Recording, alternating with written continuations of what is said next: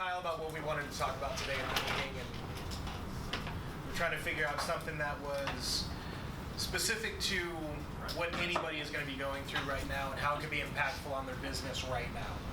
And we thought for sure that mindset and talking about the mindset and how to address your personal mindset would be poignant right now. So when you talk about mindset, the mind, it's a tool. Now, just like any other tool, it can be used to build or destroy. It's extremely powerful. You have two different mindsets. Can you put those up with one of the graphics? So you have what's called a fixed mindset, or you have a growth mindset, especially in my wrestling coaching. If there's an athlete that's just exceptionally talented, just far beyond those around him, I hear a lot of the lower level wrestlers that'll go, well, he's just really good.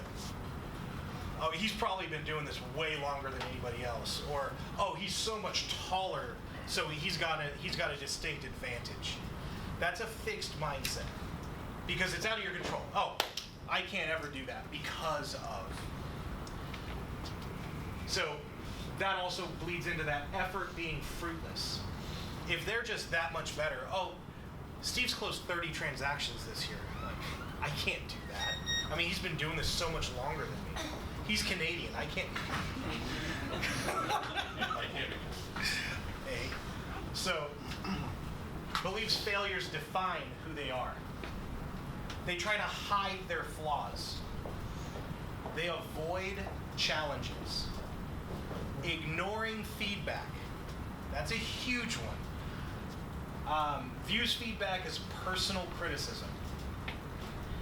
And then they see other success as a threat to their own.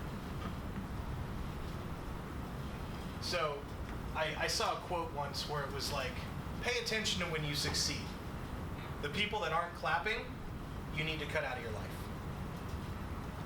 When you do something phenomenal, when you do something mildly good, look at your circle of friends.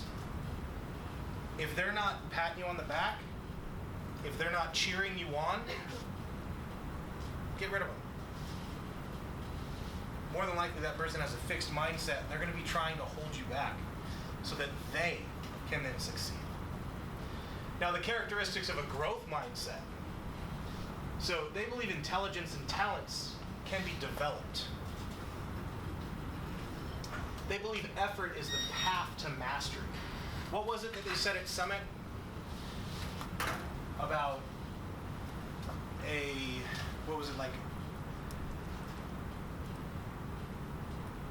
somebody that's mastered something has failed more times than a novice has ever tried. So that's huge. Effort is the path to mastery. So believes mistakes are part of learning. Without question. You can't learn something unless you screw it up. Ask your kids. So, views failure as an opportunity. So, I have a saying that I use with my wrestlers. I say, you can't lose. You either win or you learn. And if you walk away from a loss and it's the other guy's fault, or I didn't do this, or the referee did that, or, okay, then you lost because there's nothing to learn from there. Until you can take ownership, until you can say, you know what, I could have done fill in the blank. There's no lesson to be learned there. And you have to look at failure as a learning opportunity.